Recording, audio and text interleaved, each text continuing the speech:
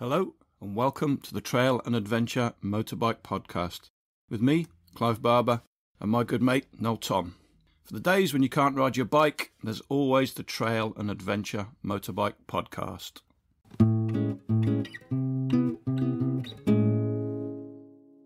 We've been really looking forward to this one. We watch a lot of this guy's stuff on the YouTube, and I suggest you guys do too. Get your ears around this one. It's a good one, with possibly the nicest man in moto journalism. Ladies and gentlemen, Llel Pavey. It's great to meet you. Yeah, you too, man. We're big fans of Brake magazine. Well, that's good. Thank you. Noel especially. I know all the stuff already, but Noel's been using a lot of your tips to improve his riding. Listen, I normally, Llel, I never do any research for this whatsoever. It's true. That's kind of my USP for this, is that Clive does a bit of research, I don't do anything. But I stumbled across, or somebody sent me your Trans-Euro trail you did with Simon. Okay, in North Wales. Yeah. Oh, man, and it was so good. So that kind of led me into Brake magazine and your tutorials. And nice. Unbeknownst to you, we have spent 2 very pleasant evenings together this week with me going through them. Absolutely I'm brilliant. very glad. Oh man, they're so good. I'm glad someone enjoyed that video as well, because it's a strange one, but those kind of videos don't do particularly well. Like, I love making them, it's what it's all about, right? Like riding bikes for the sake of it, but the numbers are never particularly good on any of the kind of travel stuff I do. That's bizarre, because that went around our various chat groups and everybody's going, you've got to watch this, it's brilliant. Oh, awesome. Yeah. Oh, I thought it was standout good. I thought it was amazing. Yeah, really good. Thank you. My girlfriend watched it last night, and she watched the whole thing. There you go. That's the highest part. Yeah, that's always a good start, isn't it?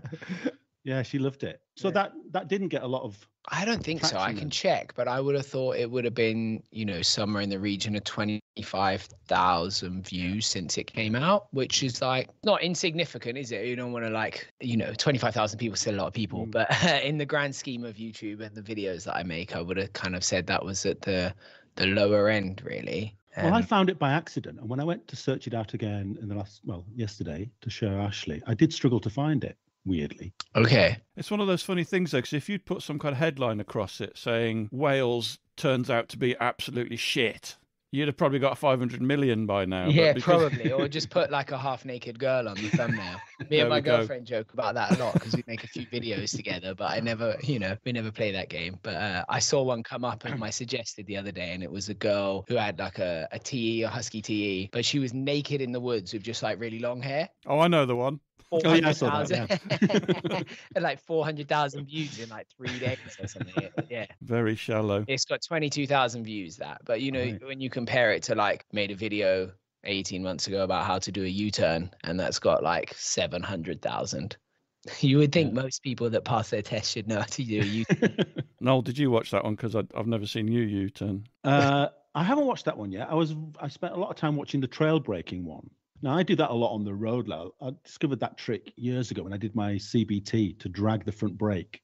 I found it amazing in alpine hairpins. I must drag my brake around every alpine hairpin I ever go around. Your front brake? I thought it was your back brake. Back brake, yeah. I was going to say, I've been doing it wrong all these years. I use both a lot. But I'd never thought to use bike. Yeah, I'd never thought to use both and use both on gravel. I've never done that. No, it's a big, I mean, it was kind of one of those things that no one ever taught me to do it. A little bit through rutted corners on an enduro bike. You can drag the front brake a little bit. It pulls the front into the rut, but no one ever taught me to do it on a gravel road. It was just, I was talking to my old man one day, and we both had this epiphany that we both do it. Then we started talking to other people, and everyone that's quick that I know that rides off-road does it, especially on gravel. And then I started noticing I was doing it on adventure bikes all the time. And it makes the middle of your corner actually quite slow, but everything else gets quicker. So you're much safer, and you end up going fast without taking any risk. And it was kind of like, I've never seen anyone talk about this.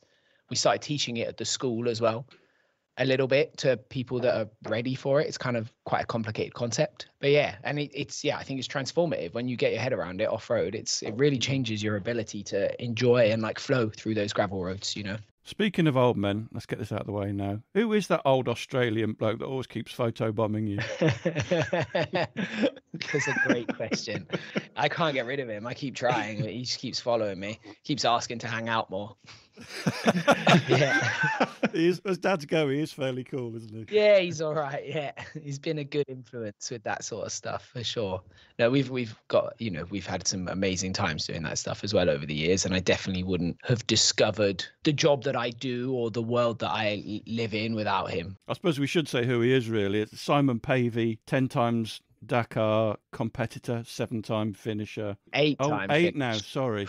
Yeah, 80% finish rate. And best friends with Charlie Borman, of course, from the Dakar. So that was a good series, actually. I did enjoy Yeah, that. it was. I mean, it's one. Yeah, I enjoyed watching it as well. I obviously lived through it, but it's I think they did a good job with that TV show.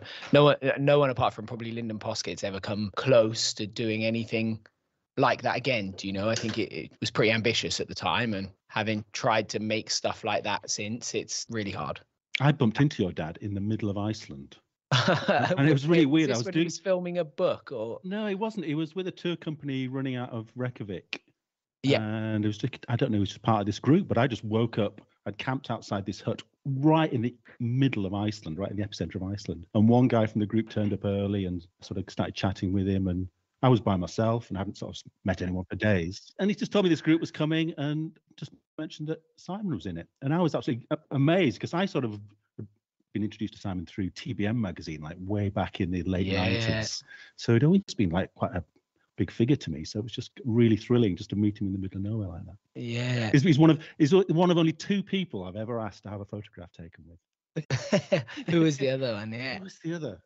I don't know, but who was it? Can't remember. It'll come to me and I'll butt in and tell you.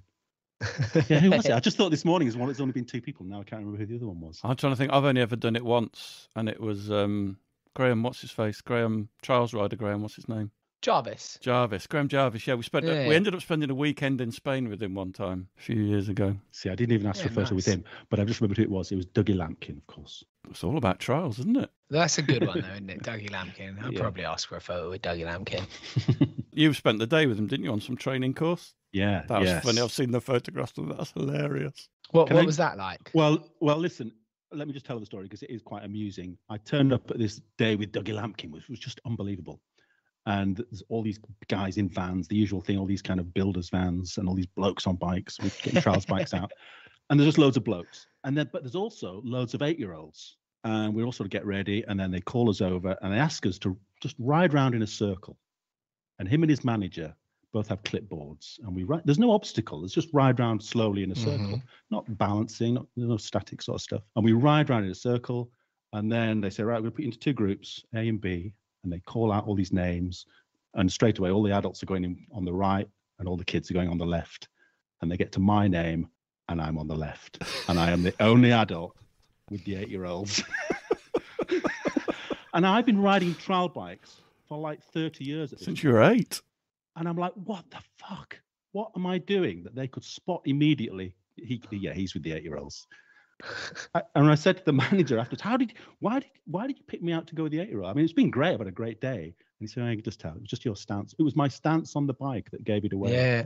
I was quite demoralized by it, really, because I feel like I suppose I've always used trial bikes like a trail bike. That's the issue. Yeah. Whereas the others were no, really... and I think when you, like, I don't know what your experience is, but like you say, when you saying that, you kind of notice it when you do a lot of teaching that people who have trail ridden just for like fun for a really long time, I think you don't have the necessary incentive or the repetition to get like super good at like, does that make sense? Yeah. Like when you race or you ride trials, you do a lot of things just for the sake of getting better. Like you'll ride in a circle for hours and hours and hours and hours. It's super boring unless you're super dedicated towards an end goal. And I mean, like all kind of endeavors, if you're really focused on it, you get better at a different rate. It's not to say it's like the right thing or the wrong thing to do, but it's something I've definitely noticed that people that did a substantial amount of competing inevitably end up quite good just because it's a focus thing, if that makes sense. So you can kind of spot it quite quickly. That's pretty much what Graham Jarvis said, wasn't he? He spends one day on the bike. So this is a man who's been riding bikes his whole life. He's still riding his bike every other day. And then the second day he's in the gym or doing some kind of exercise to keep the fitness going. That's dedication for you. And like obsessive, really, isn't it? You know, when you think about his, not in a mean way, his age, he's like 40 now. or something around that. And he still does that now. Do you know, he's still at an elite level and still rides the same stuff in an obsessive way. It's quite amazing, really. I never had that. I got bored way too quick. So how did it start? Did your dad push you to ride a bike, or did you just No, see him not and at think, I all. want to No, do that? I mean, if you ever spend any time with my dad, he's not that guy. Do you know, he's not like a typical moto dad or like a soccer dad or whatever. He's got no interest in forcing people to do things they don't want to do. So I rode when I fancied it when I was young. We went on holiday a couple of times a year to Wales. We'd go riding for a couple of weeks in the summer holidays. And when I moved to Wales, it was kind of sporadic. I'd do a bit here and there when I fancied it. And if I wanted to, he'd take me. And if I didn't, he didn't really care. He was pretty mellow with it. I played a lot of football when I was younger as well, as a result, because social sport, isn't it?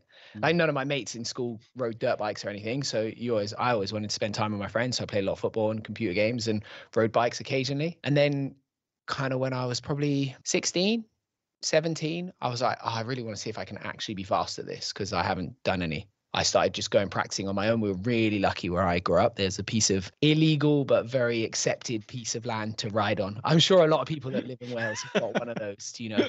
That's South Wales. You just summed up Yeah, South Wales. exactly. It was, you know, it's right in the corner of a housing estate, but as long as you didn't ride right next to the houses, no one gave a damn. And even if you did, most of the time, they didn't give a damn. And, you know, that was amazing for just that, really. So I rode a lot there when I was like 16, 17, and I got a car and a trailer and started going racing. And then I got a lot better because I was doing that thing of riding in circles a lot.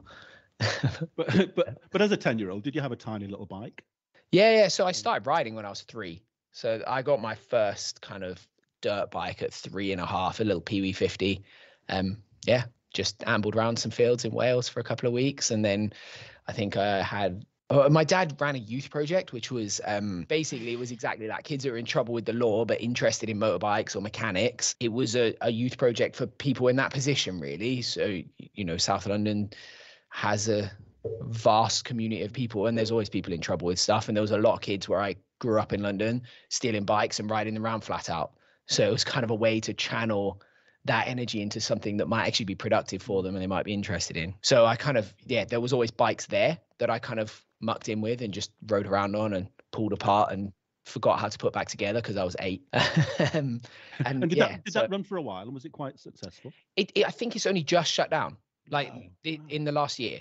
Like post-COVID, I think they struggled a little bit. But yeah, it's kind of been going since he didn't start it. It was already in existence when he joined it. Yeah, and it's run for 30 odd years, I think. So what was your journey then from between being a 3-year-old on a Pee-wee to I don't know how old you are when you did the Dakar about 7 years ago, wasn't it? A couple of project bikes like PW80s. They had this amazing bike that I rode quite a bit, which was like a 1980 CR80 frame with like a Honda Cub engine in it. So it was like a 9 or a 10-year-old. It was like the best bike in the world because it wasn't hard to ride or scary, but the frame and stuff was actually pretty good. Yeah, I rode a TTR 125 for a little bit, and then CR80, and I started doing a little bit of racing when I got a CR80 then. I did a tiny bit of motocross, a handful of them, but at the time it wasn't really for me. You know that you made that joke about builders vans, but anyone that's ever been to a kid's motocross, it's an intense environment with lots of angry dads, and there's lots of great people in that environment as well, but there's a lot of dad fighting, and I just wasn't stoked on it. And I think my dad wasn't either. Like, he took me because I wanted to go, but like my first one, I remember 2 dads fighting in the signing up line, and you're kind of like, so we started doing a few like youth enduros, especially once we moved to Wales. It was much easier. So 13, 14, I was doing a few youth enduros, not a ton, just mostly EM, playing computer games, playing football. And then, like I said, when I turned kind of 17, I kind of got my car license, and then I got a trailer and I bought my first dirt bike. My dad helped me. He paid the deposit on the finance, and then I financed the dirt bike for $5,000 or something. You know, it's a dream now, isn't it, to buy a dirt bike for $5,000 brand new. And it was 150 quid a month, and I started racing that as much as I could afford to, really. I worked for my parents at the time, did that for a bit. I went to Australia in between then for a gap year, if you call it that. It wasn't really. I just went and worked on a ski resort and spent a lot of time drinking, and then came back and was like, I really want to see if I can actually be any good at this. So I started racing some British Championships. I did kind of 2.5-ish years of racing like British Enduros, and I genuinely think they're some of the hardest Enduros in the world. Anyone that's been to a 2-day British National Championship in Yorkshire in the rain will tell you it's a sufferfest. It's a difficult environment in which you learn about yourself a lot and you learn to be a good rider really quickly, because if you don't, you will not make it. That was kind of it, really. That was the point where I was like, I really like this, and I've done a few of these, and I'm probably never going to get very far with it. Did it come to you easy? I mean, were you a natural or? I would say I kind of fall in a bit of an odd category where I'm not a natural athlete, but like the riding comes to me relatively easy. Like I still have to practice like everyone, and I'm not one of those people who, some people can learn by doing things almost the wrong way. Like they can go to the extreme and then work their way back, and those people learn really quickly. I'm a bit more cautious than that. But I think in terms of the amount I've done for the skill I've got is quite high, but I'm not an athlete at all. Anyone that knows me, like I like exercise, I really enjoy it, but like I'm never going to set like 5K world records or anything like that, and that was kind of the stuff outside of the actual racing I never put much effort into. So when you race endurance style motorcycle racing, you kind of reach a limit, I suppose, of how fast you can go. When you grow up around Dad, did his first Dakar when I was 7. So it kind of becomes like quite a normal thing, if that makes sense. You kind of look at it and go, oh, I think I could do that. I wonder what that's like. And I did a few other races along the way, and you kind of it starts to become a really serious thing in your head, a bit like, I mean, I don't know how most people view Dakar, but for me, it was always the kind of the question of, I know technically I can do it, but do I have it in my head? Like, what am I capable of as a person? Like, how hard can I push myself? How much can I take before I break? And I think that's what Dakar is for most people that do it. It's a question of, like, it's not technically a very difficult race. It's mostly just how much can you suffer? And that was quite a exciting thing, I suppose. So I started trying to look at doing that I first tried to go when I was 23, but I got rejected. I also had this illness at the same time, which probably doesn't help with my athletic capacity, called lupus.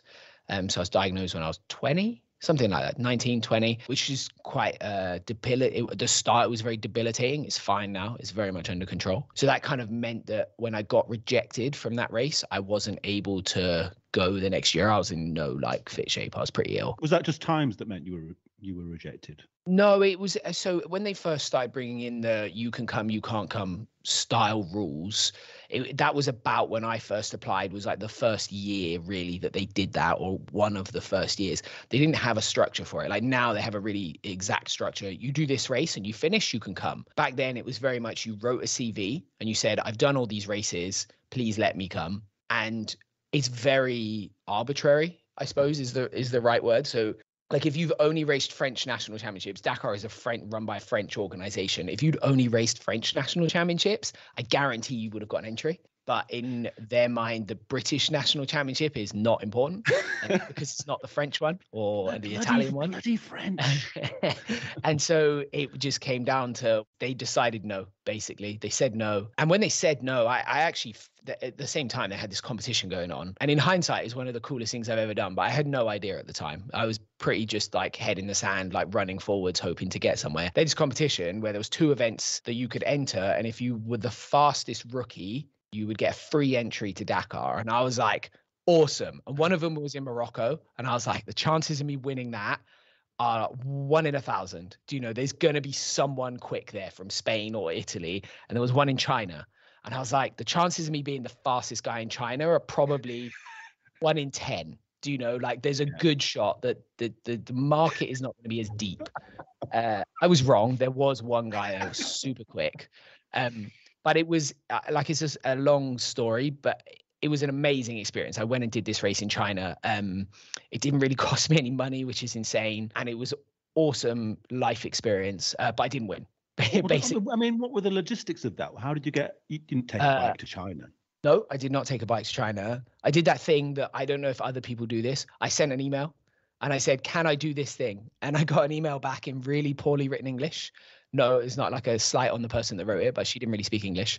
And it said, yes, would you like a bike? And I wrote back, yes, I would like a bike.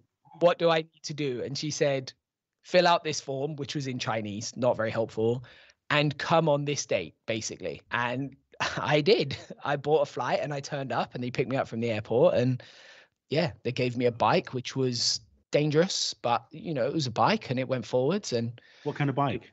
It was a 525 EXE, which is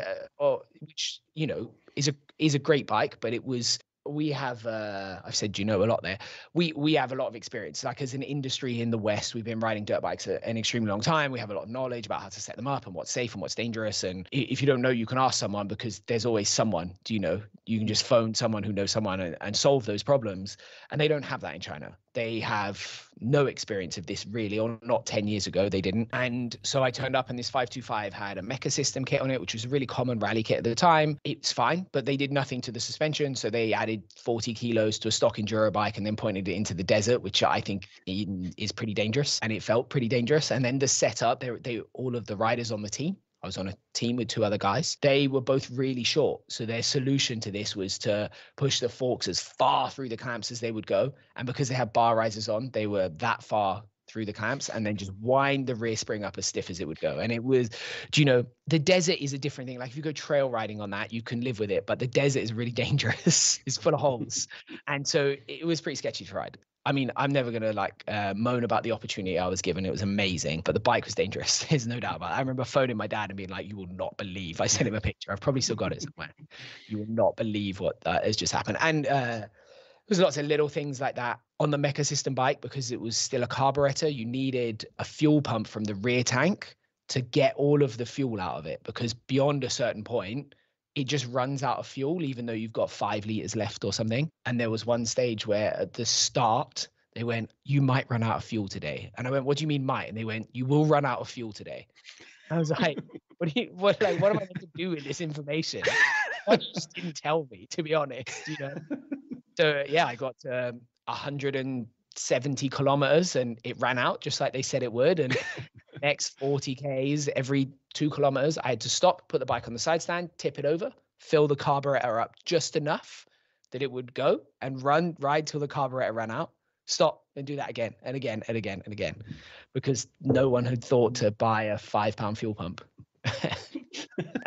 This is a problem they knew about. And yeah, the whole experience was full of stuff like that. It was very so in the end, so what do you come in this race? We have very different racing culture, I think, and approach to rules in Europe. Rules are, unless you're French or Italian, rules are rules. I'm guessing he didn't win and he's going to accuse everybody of cheating.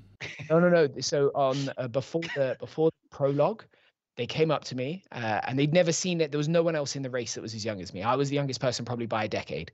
And they'd had a lot of bad injuries in the past in previous editions. They were really worried about it. They had a couple of film stars there as well, and they were really worried about the publicity. So they came up to me and they said, we don't think you're good enough to ride this race. It's not possible. You're too young.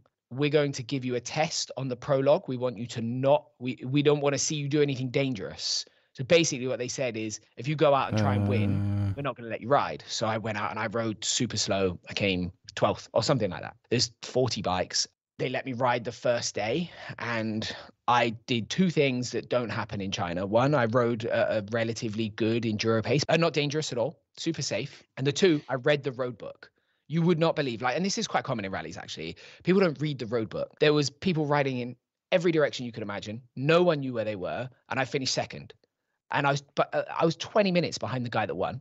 He was actually quick and he read the road book and used his GPSs really well. He knew exactly what he was doing. He's a really good rider. So 20 minutes is a huge amount in like 3 hours. That's a big difference in speed. I took no risks, but I was better than my teammates and I followed the road book. And they decided that night that I wasn't allowed to ride the next day because I was obviously taking too many risks because I finished second. And it's one of those things at the time, like I had this end goal. And that was the only thing that I cared about, was trying to win this rookie class. And I really wanted to, because it's a rally and anything can happen. But yeah, they wouldn't let me ride and they let me do every other day. So it became impossible. You can't win if you don't ride. What sort of temperament have you got, Llel? I mean, were you quite calm about that, or did you? I think no.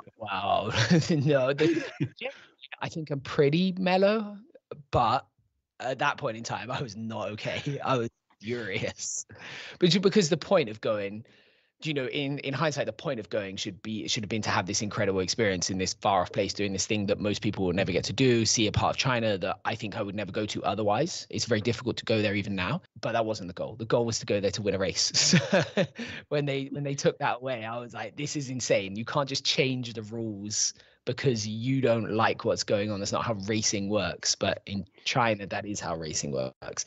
And the strange thing about this as well is the guy that made this decision was my team manager, owner. So it's even more confusing, It's it was a strange experience. A lot of great experiences there, but also some world learning. I can tell that you're way younger than me because you got through that whole story without doing the accent. I would have peppered that whole thing with very, what Clive would describe as racist. Yes. It would have been a very accurate accent. The part of China I went to, though, the accent was pretty strange, actually, because the part of China I went to, they deal with the Russians a lot.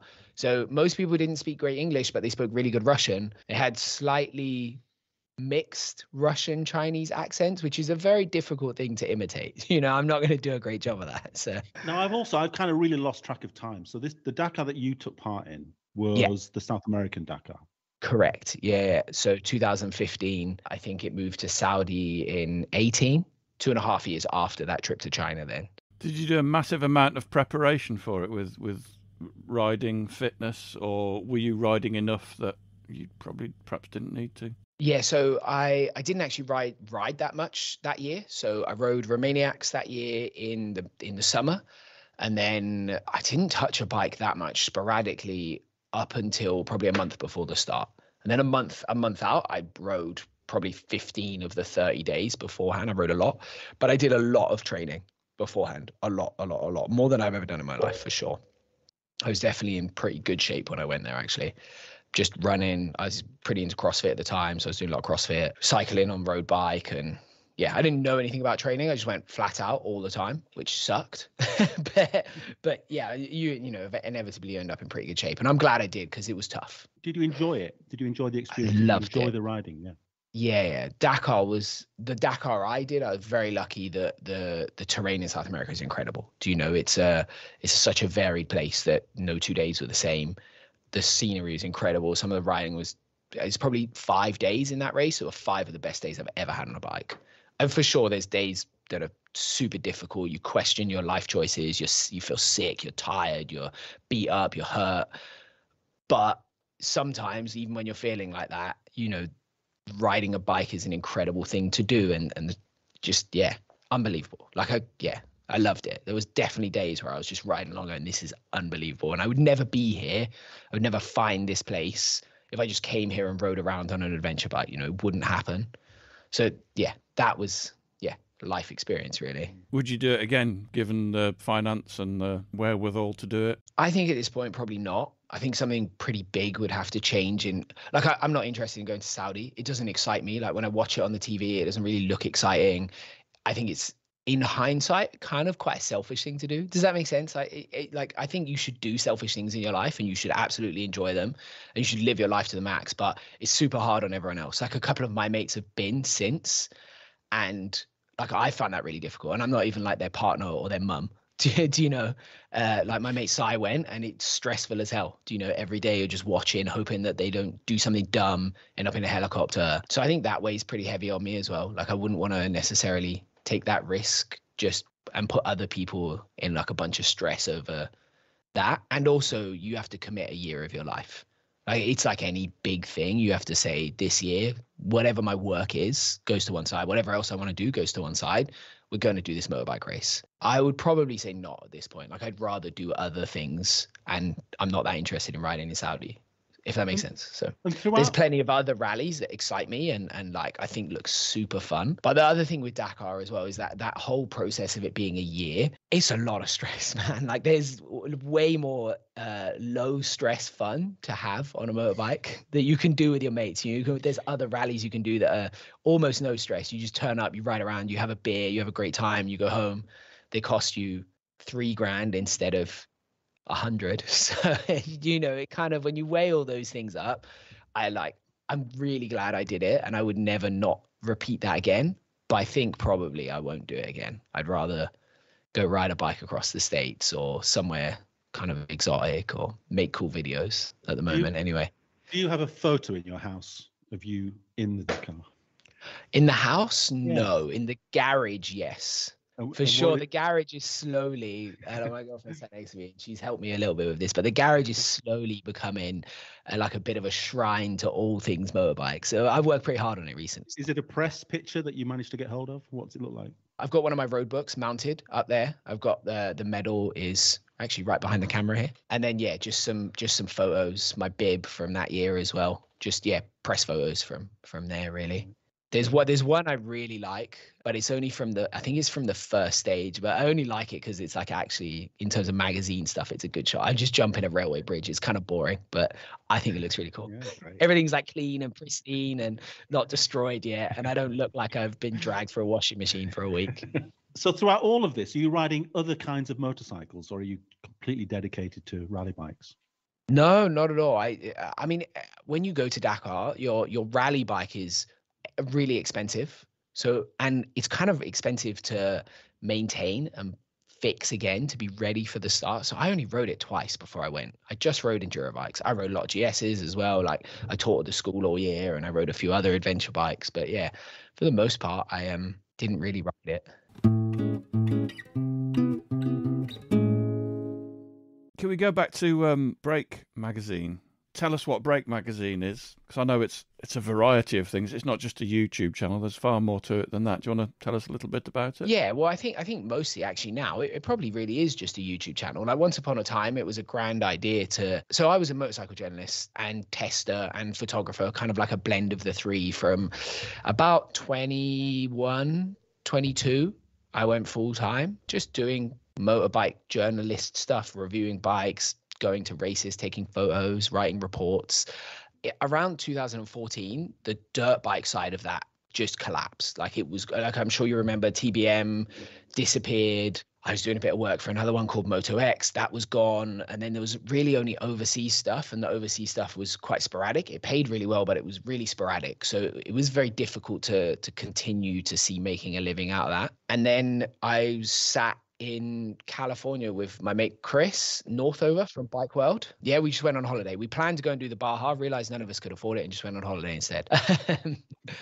And my dad, and I was like, wouldn't it be really cool if someone made an adventure bike publication that was just focused on off-road? Like I don't care about touring around Italy. There's plenty of stuff for that. ABR exists for that. I want to make something that's just about riding off-road. We're going to ride all the adventure bikes off-road. We're going to take some cool photos. We're going to do skids and wheelies.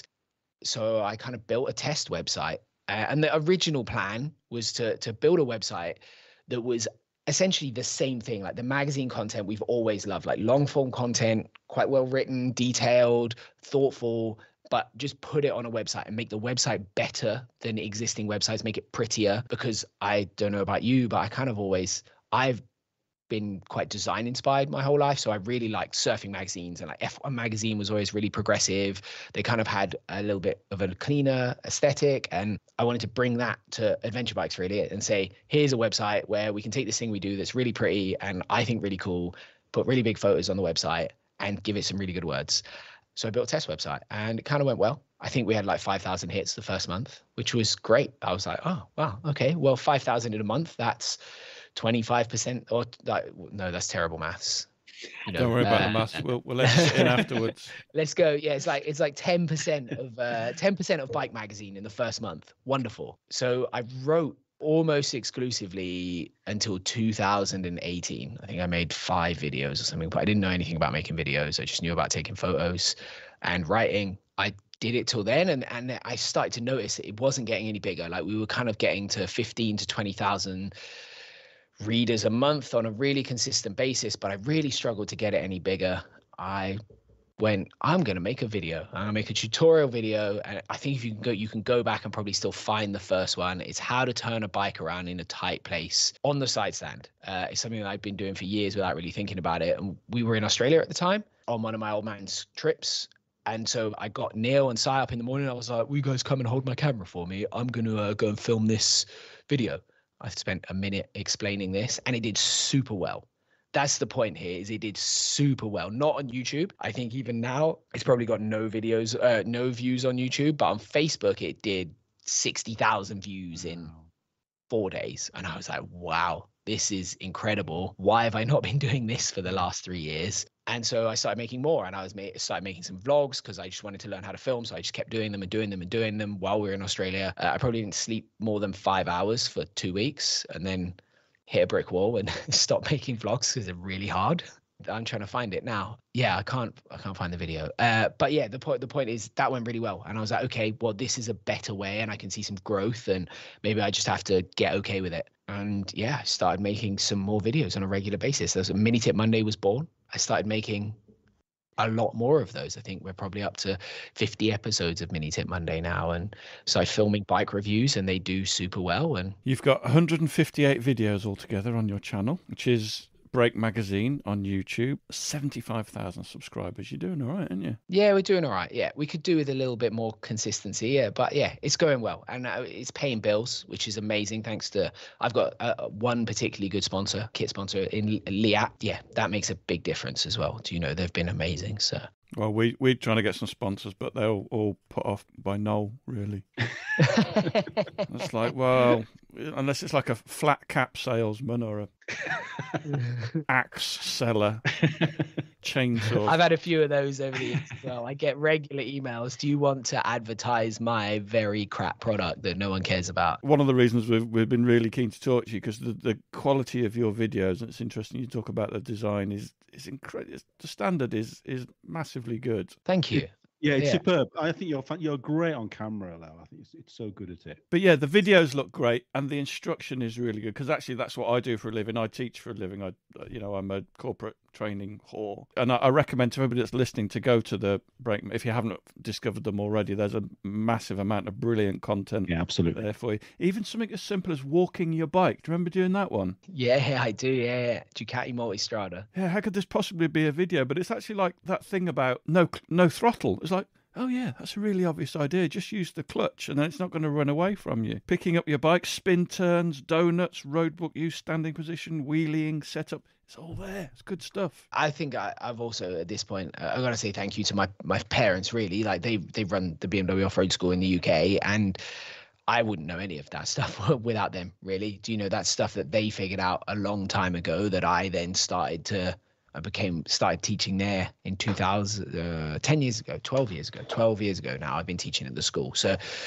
yeah, you kind of learn a lot of those basic things that they had figured out they needed to teach people at a really early age. So that helps massively. And did teaching come quite easy to you? Because I often find that I never, ride bikes. I don't really think about what or how. And I've always found it when somebody says to me, or if I try and extol some wisdom onto somebody, I find it really hard to then put it into words as to exactly what I'm doing. Because I've never I just do it. I don't work it out. I don't know that it came naturally, but over time, it's kind of become a bit of a part of who I am. So I'm naturally a very analytical person. I like to try and understand how everything works. It's a little bit just the way my brain works. Like if I see something, I want to understand it quite intuitively. And so I've always had that in my own riding anyway, like trying to understand how to do things better. So I don't know that necessarily the teaching came naturally to me. I was pretty shy at the start and I struggled to kind of talk to people a little bit. But over time, with practice, I'm sure you've had that as well with your teaching. But like over time, I've definitely got better, and like the more you understand it, you start to figure out how to talk to people better and kind of get a tune out of different people and explain the things that needs to be said to them. And at this point, I haven't done it anywhere near as much as Dad, but I've done a lot of teaching.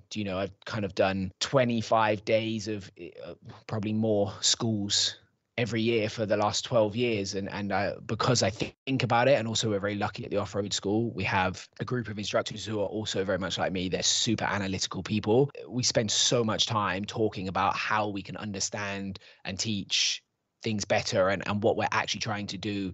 None of us are at that level where we're super elite level dirt bike riders. We're all obviously very competent, but none of us ever made it to the elite level pro ranks. But almost in a way, that's a little bit of a blessing, because I think when you don't naturally make it there, you spend a lot of time thinking about why you're not making it there. You start to understand things a lot better, and that kind of helps in a way. That environment of having 6 or 7 of us that are super analytical and like to try and make it better all the time elevates all of us for sure. It might not come naturally, but at this point, like I feel like I understand it pretty well and I can kind of explain it pretty well, most things anyway. Yeah. You also do a podcast, which I believe is so awful you have to keep it up behind a paywall. No, it's not behind a paywall. It's behind a paywall on early access.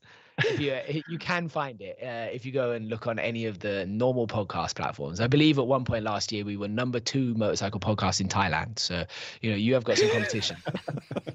No, we're pretty big in Thailand too. It's just called Break Magazine Podcast. What's it? Oh, is it the Secret Podcast or something? No. It's called the Break on all of the podcast platforms. It's called the Break Magazine Podcast. Yeah, and the idea is it's kind of different to this. Like the idea was I wanted to take that same format of trying to learn or impart something and make each episode about that experience. Like learn about an experience, learn about a skill, learn about doing something with an expert person. It's an evolving thing. It's not. I don't think it's as dedicated as you two are with it because the main thing we do is making videos. But it's fun. Conversations like this are awesome, aren't they? So it's good. No, we enjoy doing it, don't we, Arnold? Yeah. Good answer. Fuck's sake. We do. It's a funny one because often I kind of see it as not work, but sometimes I'm sort of counting down to it in the day and I go, oh God, I've got that bloody podcast to do tonight. Yeah. And almost without exception, I do it and go upstairs buzzing, having done it. Yeah. It's just like, wow, that was amazing. We're definitely going to be best friends from now on. We can definitely be best friends if you want. So what sort of other riding do you do? Do you do trail riding or do you go off traveling and stuff like that? Yeah, a little bit of everything. My girlfriend Lucy rides. She's actually in a couple of the videos as well. So we met. She came on the off-road school. That's how we met. And we do quite a bit of trail riding together. So she's got an enduro bike. We'll just go and ride the green lanes, especially in this area. Like I live in Dorset. We'll go and ride green lanes around here and Devon. There's quite a lot of them. We're quite lucky, I think, in this part of the world. Not so much in winter, because I don't know if you've ever ridden on wet chalk. It's not the greatest. Bit slippy. Yeah, a bit of a liability. So, but yeah, we do quite a bit of that together over the year. We do a few of those organized practice days together as well. She really enjoys those, and blimey, I'll ride a dirt bike anytime anyone lets me. So we go and do quite a few of those. Obviously ride at the off-road school on adventure bikes quite a lot. And because of bike testing, do a lot of UK based adventure bike riding across the year. I think this year we've kind of got 9 bikes on the list to test over the next 12 months. So I'll probably do quite a bit of that. And I try to make a travel film every year, at least one that allows me to kind of go somewhere interesting and do something that kind of excites me, really. I've got a bag of ideas, but making them happen is always the difficult bit, right? So it's a little bit of a mix of everything. And then I love riding enduro bikes. Like for me, I love adventure riding for the experience and just going places and seeing the world. But the buzz that I get from riding an enduro bike is second to none. I do that kind of as like the hobby, really. That's the bit I go and do on the weekend if there's nothing else going on. So what would you like to tick off this year? Can you say? Yeah, for sure. So I've got a couple of ideas, and I'm always like, I'm happy to bounce these around a little bit. I've got one idea, which will hopefully be in North Africa. It's a Dakar idea. I'm going to keep that one quiet, but seed the idea just because I don't want anyone to steal it. It's too good of an idea to let the world know first. And then I really want to make a video at some point in the next 12 months where we try and do like a fly and ride adventure. I don't know if you guys have ever done one of those, like an organized-ish fly and ride adventure. They're pretty expensive, right? That's something that I've been very privileged to do a ton of those through work, be either on the teaching side or on the video making side. And I recognize that they're kind of prohibitively expensive to go and have these incredible adventures. You're talking £3,000 to £5,000 to do 10 days riding or something. I want to do one with a couple of friends of mine and Luce, where we try and do the whole thing for 800 quid. So we do it ourselves. We find super cheap flights, super cheap bikes, and we just go and have an experience somewhere exotic and interesting for 800 quid. Inflation might affect that a little bit, but I think it's a great idea. I can see the thumbnail and the title on YouTube. Maybe we'll get some good views out of it. Just as well, because the people I want to do it with, one of them is a friend of mine, Joe, and he's not really a motorcyclist. He has his motorcycle license because we did a project with BMW a few years ago where the film was about him getting his motorcycle license. It was super fun to do, but he is not a motorcyclist. He is like a very normal dude. He works for the council in South Wales. He's like a desk hero. He's kind of adventurous in that he likes to travel, but he's not like I'm going to ride a motorbike through the jungle on my own kind of guy. But he really wants to do it. So I think it will make a great experience because he's super funny, and I think that'll be really good. The sort of thing we'd like to talk about on the podcast as well, something that's actually attainable by most people. Exactly. That have a mortgage or have kids or have 20 days a year holiday type thing. Exactly. Well, I kind of had it in my mind that I wanted to try and do it for about the same as you'd spend on a ski holiday. A lot of people will go on a ski holiday. Like if you're my age, a lot of people go on a ski holiday. If you have a family, you might go on a ski holiday. Can you do this for the same price as you might do like a relatively budget week skiing, but do it somewhere super cool? Maybe the original idea was to go to Sri Lanka. I don't know if that's possible anymore, but do you know somewhere like that when you think of it, it would be a dream coming from the UK to go there. That would be an amazing experience, but I don't have to have a GS. I don't have to spend an arm and a leg. There's nothing wrong with GS. I think they're great, but they're €250 a day to hire one, aren't they? So my best fly ride experience was buying that bike in the south of France, that XL 600, buying it in the south of France and riding it back across the Pyrenees and bringing it back to the UK. I bet. Why don't you buy an old thumper in Italy and ride it back? It would be an amazing idea. Yeah. Do you know who Adam Ryman is? Yeah. Yeah, so he did it. He's copied me, the whole thing. Yeah. When he was in Norway, I was chatting to him, messaging him, and he was basically going to ride. I said to him, well, why don't you get the ferry you can get a ferry from Holland, from Amsterdam over to Newcastle. I'll meet you in Newcastle. We'll ride over. And he's going, yeah, that'd be great. I'll ride my bike all the way into your studio. And I'm thinking, it's a first floor spare bedroom. But he probably could have got his bike in here, to be fair. He's that good a rider. But, yeah, he's awesome rider. But in the end, I think he'd actually, to ship his bike back to Australia, he ran out of time and had to ride straight back down to London, more or less. So he didn't come and do the podcast, sadly. Oh, that's a shame. So he films pretty much like you, doesn't he? It's a solo thing, a lot of follow me drone stuff. Do you enjoy the process of that?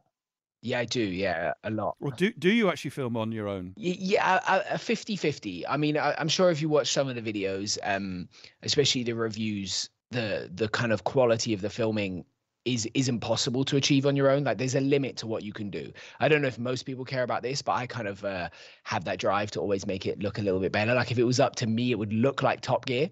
Like that's where I'd love it to be, but it's not possible. So I try to do the kind of review stuff with someone else as much as I can.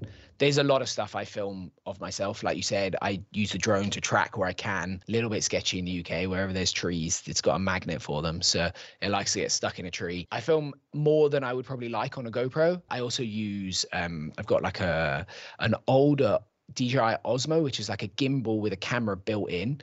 I use a lot of that for like cutaway shots. So I film off the side of the bike, the scenery while we're riding. Depends on which bike as well, because smaller bikes are harder to carry so much gear. And then quite often I'll use like one of my friends, Sai or Dad or Luce, to either be the model or to ride or to film me riding. Because it lets you get some shots and work a bit quicker.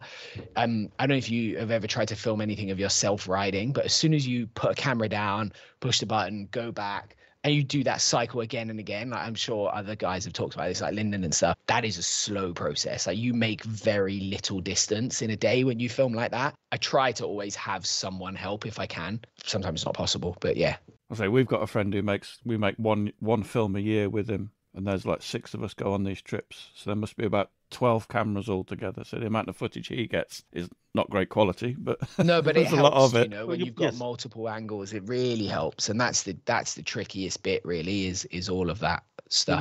What were you going to say about the Tet Wales film? So that Tet video, like I did that with Dad, and all like most of the riding shots are of him, if that makes sense, because I get the camera out and I point it at him. There's a couple where maybe we're riding together, or the drone ones, I mount the controller on the handlebars and then the drone can follow us. And it's great in North Wales because there is no trees. Like I'm up in the mountains and the weather was great. So I think we got some incredible footage really of the trails up there. It's a great mixture. It's a great edit, that film. You know, there's a great thank you. Of all the different shots. Yeah. And that's the bit I actually enjoy the most. Like I not the most, but that I really enjoy about making videos over everything else I've done is that you can really tell a story much more than I think you can in any other medium. You can really control the emotion and people's attention and so on, especially when you're really good at it.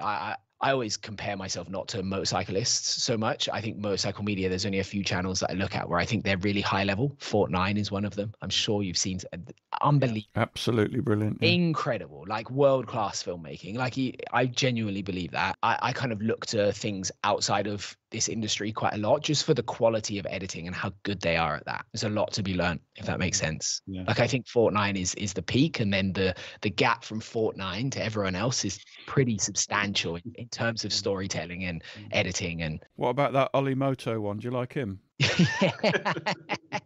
I was like going through everything. I was like, yeah, I love. But they got so much personality, isn't they? Not really. I think there's a lot to be said for that. And skill. It has a lot of skill Yeah, and personality. Yeah. What about that Greg Villalobos? I think Greg's videos are awesome, man. He's really for good. Fuck's sake. Greg's videos are shit. No, I'm joking. Yeah, there we go. He's got a lot of skill and a nice eye for it, and so on. But yeah, the Fortnite thing, I'm sure I watch videos by them.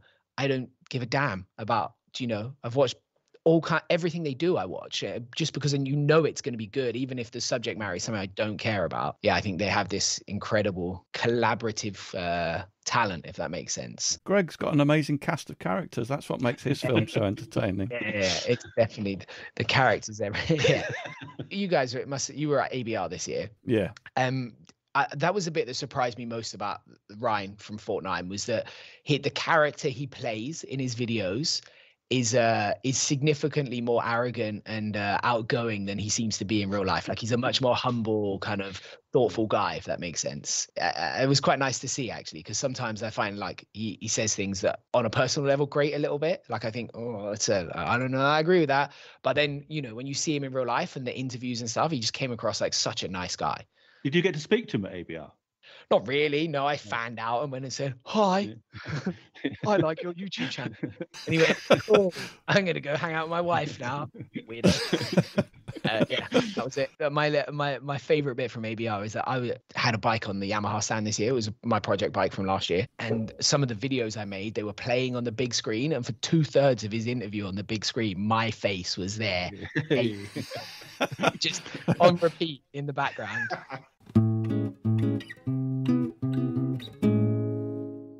Have you got anything in the garage that you owned, or are you always riding test bikes? I am very lucky on that front. Outside right now, I have a Tiger 1200 and Desert X, but I do have a small collection of bikes. So I've still got my rally bike. It's actually up in my parents' place, and I have an 1150 GS there as well, which needs some work. It doesn't run at the moment, but that's also in their garage. They're very kind of me. I don't have as big a carriage as them, so. And I also own a WR250F. I bought it off Yamaha this year. It's my project bike for the year, but I wanted to buy it because I didn't know exactly what I was going to do with it, because we don't really make dirt bike videos. I make adventure bike stuff, and occasionally I'll do something on a dirt bike, but it's not what we do.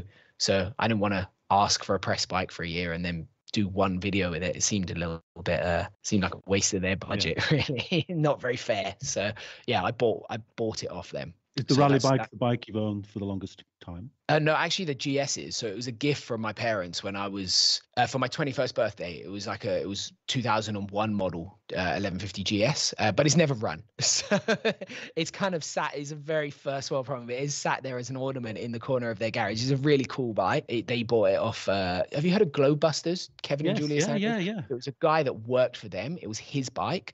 He rode it on a bunch of their trips all the way around the Americas. It's really cool. It's covered in stickers. It looks awesome, but it doesn't run at the moment. It's a project for this year to make it worit, but it just sits there at the moment. It's in generally good condition. Yeah, it's in generally good condition. I mean, it looks like a bike that's ridden 60,000 miles, but it's just got a few basic faults that need fixing. It's just I haven't put the time into it, really. And you don't have any bikes from your childhood or anything that you can clung No, onto? I don't have any of those. No, so my first bike when I was a kid, I lived in South London, that got nicked. Unsurprisingly. Right in front of my eye. Oh no. Yeah, I was 6 or 5 or something. What? I didn't know they were nicking it. They were just two dudes walked out with my bike and I was like, look at that. Under their arm? Yeah, literally, yeah. Is the rally bike just something you feel like you'll keep forever just for nostalgic reasons? Or? Yeah, I think so, yeah. It's kind of half-free. So when it came back from Dakar, we had this kind of crazy stage on Dakar the year I went where they started us on a salt lake, but it had just rained. So it was kind of 6 inches deep in water. A real famous salt lake in Bolivia, the Uyuni salt lake. It was a nightmare and, highly saline water mixed with not very well protected electrics and fuel tanks. Didn't go particularly well. My engine ended up with salt inside it, so it was done. So we've put a new engine in it, which I actually bought off Linden, and I'm kind of halfway through redoing the electrics, but I kind of pick it up every time I go see my parents, really. Spend 10 minutes fiddling with it, realize I don't know what's going on and leave. So. Let's say then, I'm trying to think of a reason now. Maybe it's the apocalypse has happened and you're only allowed one bike One bike. Which bike's it going to be? Yeah. Ah. And what weapons would you take with you? So it'd probably be that Tenere 700 that I built last year. That's probably the most enjoyable kind of all-round bike I've ever had. That thing was unbelievable. I can't, but like, I tried to articulate it at the end of the series. It was something out of this world. It was so good at everything, apart from riding down a motorway. It's obviously not great at that because I made it quite off-road focused, but it was, you know, it could do most of what I wanted to do here in the UK. Like, there isn't a green lane in the UK I couldn't get that bike up. Like, I promise you. Have you not been to the Lake District? I promise you, you've never ridden a bike. Like, you could give it to anyone and they'd be like, unless they're short. It was quite tall. But yeah, that bike would be the one. It had the rally raid suspension in it, pretty good. Fuel controller, exhaust. It was just something. I understand why Paul Tavares can do what he can do. I'm never going to do it. I'm not that good, but I get it. Do you know, when you ride a bike that's has had that much money spent on it, that Tenere, it's incredible. So that would be the bike. I'd probably take a hatchet, like an axe, because it's easy storage, right? Do you know, you can get to that quickly. You can do a lot of damage with it, even if it's a bit blunt. You can really hurt someone, I think. Can make some firewood, club a zombie to death, couldn't you? Exactly. In the head, yeah, you can cut some firewood with it. It looks badass. You know, if you're ever in like post-apocalyptic movie, an axe looks cool. Backup weapon. That's a great taser. Taser's a good safe option, isn't it? I'm not a gun guy, do you know? And I feel like if someone's close to you, a gun's no good, right? I heard that in a movie once. So a taser, you know, it doesn't matter what's going on. You hit someone with a taser. You've got to charge it though, haven't you? That's the thing. I've got a Tenere though, haven't I? I can charge it off the Tenere. Off the battery. Yeah. We've got a friend who sort of would always take like crazy gadgets. Luggage John, who would always just take Luggage John, who would just take every gadget he could dream up or find on European trips. And we got into a conversation about tasers once, and of course he just went in there. He went, "Yeah, I've got a taser." This was in the early days of tasers. They weren't that widely available. On one of the first trips, he came with a table and 2 chairs. What, on his bike? Yes. Yeah. No way. Luggage John. Hence Luggage John. Yeah. What would your weapons be? I'm going with a hatchet as well. Yeah. Maybe a splitting hatchet because you got you know way more about hatchets than I do. He's been axe throwing, haven't you? With the axe throwing, family. yeah. You saw that as a family day out. I won. I bloody won. Beat the little bastards. We did a bit of axe throwing last year on like a friend's weekend away. So it's fun. I feel like though, I don't know about you, but the harder I threw the axe, the less effective it was. And in a panic situation, I don't think if I threw it, I'd actually do any damage. Do you know? I just hit someone on the head with a bit of wood. Can you throw a knife so it sticks in a tree? Yeah, well, that one day I could. Wow. Yeah, I was pretty good at the knife thing. Again, I felt like the harder you threw it, the less effective it was. But then that seems counterintuitive when you're actually trying to kill someone, do you know? Or thing. I'm not trying to kill him. So what's your biggest spanner? Biggest spanner. Have you listened to this podcast before? I got 37 mil socket. It's not going to do it. It's not going to do it. It's not cutting it. But I do want to get one of those ones to be able to do the Ducati rear wheel. Do you know, the 12-sided 1000 mil socket or whatever it is? You know, the massive one. Just because at some point I'm sure I'll need it. I did just buy my first electric impact wrench the other day.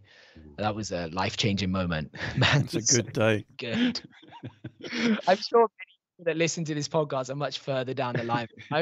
For years I was very lucky. I only live like 15 minutes away from my folks, and they've got a really good workshop. So if I needed tools, I just go and use their tools. And then when I moved to Dorset with Luce, I had to start from scratch basically. So I've slowly been adding tools to the list over time. But the impact wrench was that was a golden moment for sure. The game has changed. Rory is still winning with his 55 mil, isn't he? Has he got a 55 mil? Crazy. Well, he effectively stole it from a shipyard. I was going to say, it's got to be off a submarine or something, hasn't it?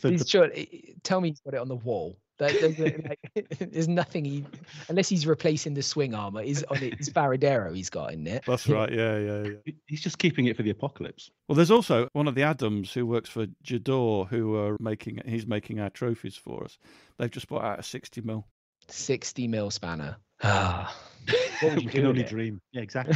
Do it. Welcome to the Trail and Adventure Motorbike Spannercast. I was going to ask, what tools do you carry with you when you ride? I just have some lightweight spanners. I mean, you kind of learn over time, don't you, what you've needed in the past, really. And it kind of depends on the bike, whether it's got Torxy things or Allen key heads. Yeah. But definitely keep it to a minimum. I always seem to have a lot less than other people, and it's just really just a range of spanners and all the spanner sizes. I went on a trip to the Pyrenees last year, and I needed I think it was we were on CRF 250s and 300s, and I needed something like a 13 mil or something. And Julian, who I was with, had all the spanners except a 13 millimeter, because he'd Googled spanner sizes for a Honda CRF, and there was one size in the scale that it didn't have, so he'd not brought it. I couldn't believe this, that he had one size of spanner missing. So yeah, just spanners, Allen keys, not a lot really. I don't know. Nothing unusual. Wheel spanners that double into tire spoons. Yeah, nice. Yeah. But not a lot. That was something I wanted to ask you about the Trans-Euro Trail trip you did in Wales. Yeah. And you were talking about camping. There's a little bit in it where you talk about cheap camping gear. Yeah. And quite a funny bit where you say it doesn't matter, the spot can be really picturesque, but if you haven't got good gear, it's quite an uncomfortable night.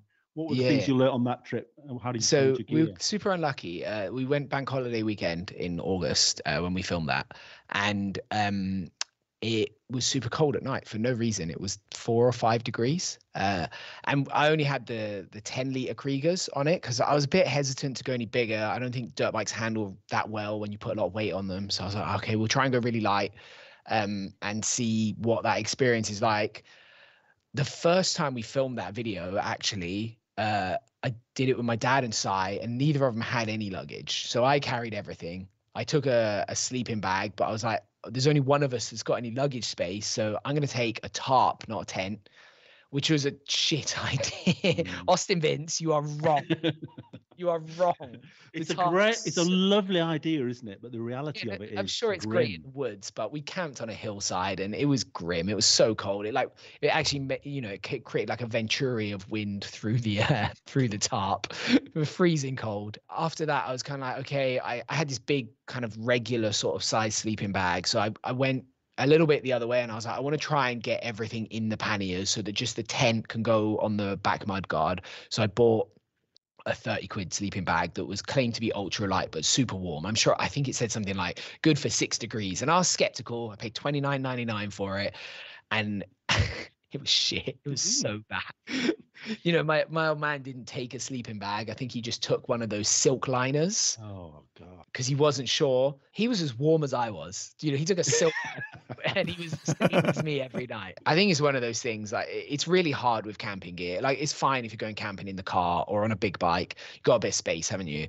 But if you want really light camping gear and you want to be warm and you want it small, it gets expensive quick. And there's kind of no way around that. I don't know that you need like a 350 quid tent. I'm sure they're lovely, but 120 quid one that just has a relatively small pack size seems to do the job. Like the one I've got a couple, but I've got like a Vango Apex, and even on the dirt bike, like, it packed to a really nice size, so it was fine. I'm sure one of those big Agnes ones with the short pack size would be amazing, but they're, what are they, 380, 400 quid? Something like that. But the sleeping bag and the thermarest, I just spend some money, man. Like, just save up and spend it, because I'm sure you guys have had the similar experience, right? Like, you buy the cheap sleeping bag and it's fine, but you will have one of those nights where you hate life a lot, and cold in the morning is the worst experience. It's just, The best thing I've done is to buy a really nice mat, because I've always just had cheap ones, really, and I pushed the boat out and bought a ridiculously expensive one, and it is just like sleeping on a bed. Which one have you got? Because this is not something I actually know that much about. Like, I've always kind of had hand-me-down or cheap camping gear, because it's all I could afford, and I don't do, like, I'm not doing 120 days a year camping, so I never saw the need for the investment. Seas to Summit Etherlite XT, and it's pretty small. Is it quiet? Not particular. Well, you tell me. Can you hear it over my snoring? No, that's the wrong thing to gauge it by. That's the main thing I found with a lot of them is, a lot of them just sound like 1,000 crisp packets at night. And they're disastrous. I've got a Thermarest Neo Air, which is nice and thick, pretty small, or at least it's a good size. Small. But that's done loads. I've had that all over the place. But they're about 150 quid. That was quite a good one. How much was yours, Clive? My wife listens to this. Yours was a present from your partner. We'll make the 45% adjustment. Yeah. It was quite expensive. You can look it up and you can Google it. Right. Etherlite XT. Your wife can probably Google it as well. I'll tell her not to listen to this one. I can't believe she listens to it. That's quite supportive, really, isn't it? It is, isn't it? It is. I think it's people that aren't into bikes. The ones they tend to like are the travel ones, like Dan and Ed when they went through Africa and things like that. Whereas when we get onto the sprockets and bollocks, then people that aren't interested in bikes, I tell them don't listen to this one. It's Yeah. But I think this has been a good one. I've got one more question, and then Noel will ask you a final question after I've finished. It's because that's the way we roll. So, based on your mini tips, if one were a new rider or an improving rider, what are the best tips you could give to a newer rider? That's a great question. I think the single most important thing with motorcycle riding, are we talking off-road, on-road, or in general? Our average listener is probably a 40-year-old trail rider. Yeah. I think the most important thing is go and make sure your standing position's right.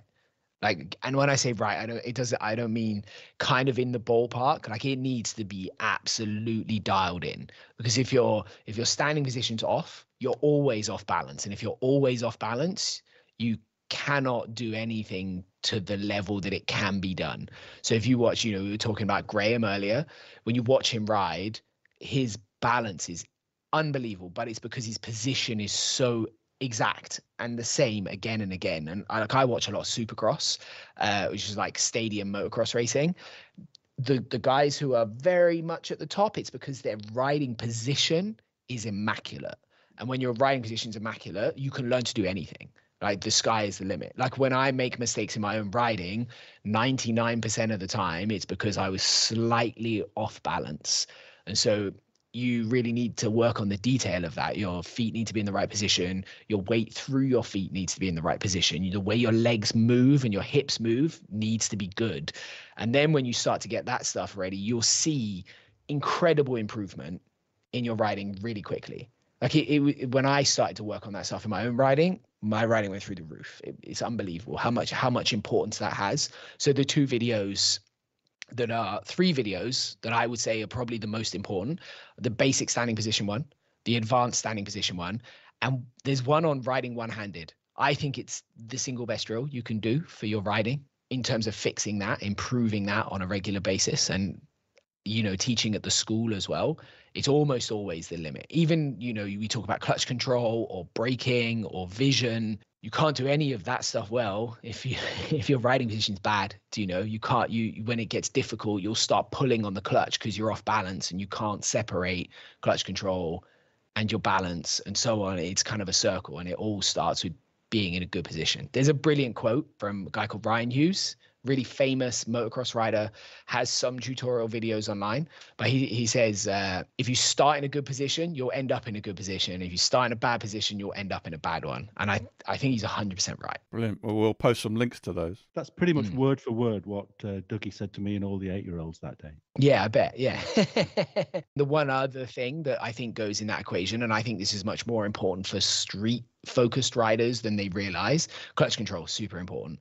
And the bit we see at the school a lot is that most people are really uncomfortable in the bits where they need to ride really slow. Most people can ride.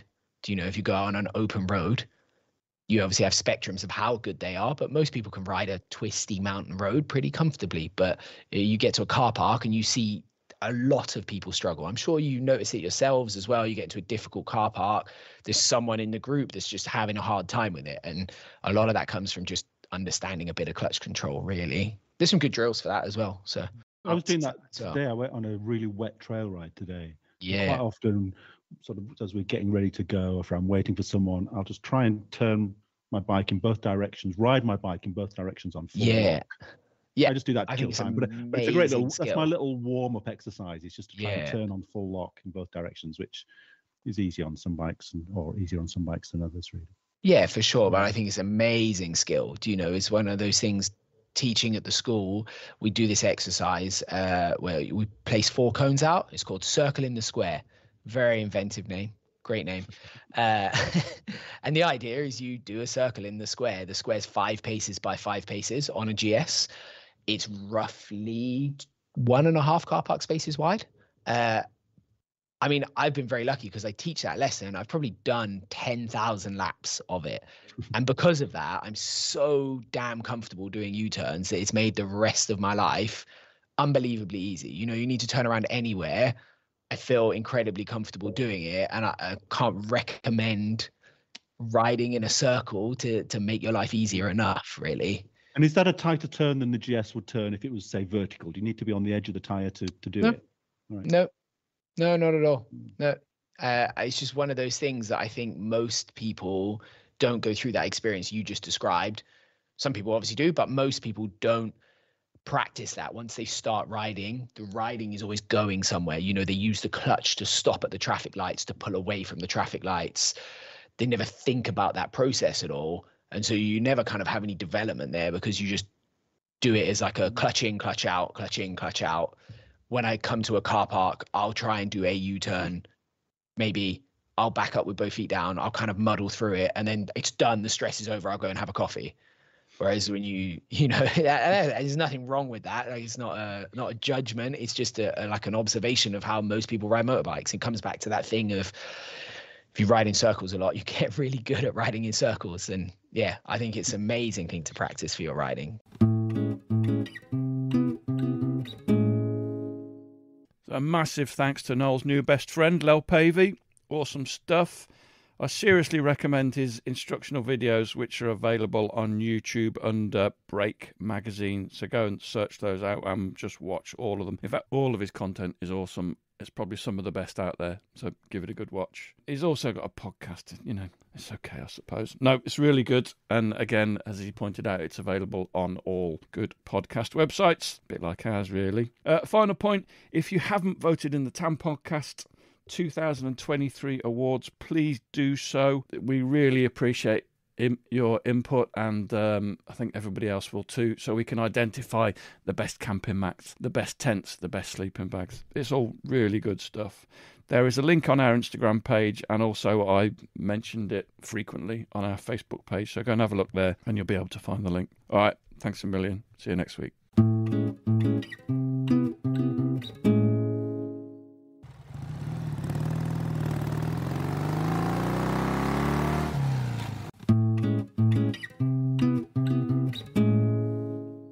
Thanks for listening. We really appreciate your support. Don't forget you can follow us on Facebook and Instagram. And if you really appreciate what we do, you could consider supporting us on Patreon or buy us a coffee. Links are available on our website, which is tampodcast.com, tampodcast.com, where we also have a limited selection of branded stuff. But either way, please keep listening and spreading the word. See you next time.